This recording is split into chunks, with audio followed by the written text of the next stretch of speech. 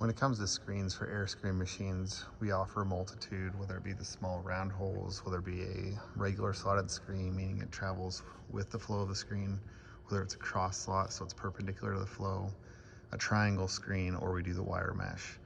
Wire mesh typically measures in wires per inch.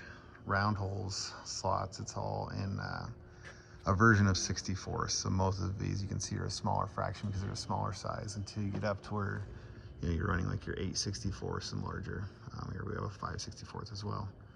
So all these screens and options are made in our shop in Des Moines, Iowa. So we can pretty readily have this material available and get them put on a frame and shipped out in a short amount of time.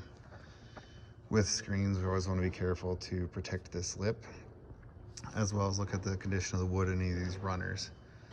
When we're looking at screen capacity as it flows through the machine, I'm generally looking at this hard edge right here on this divider board.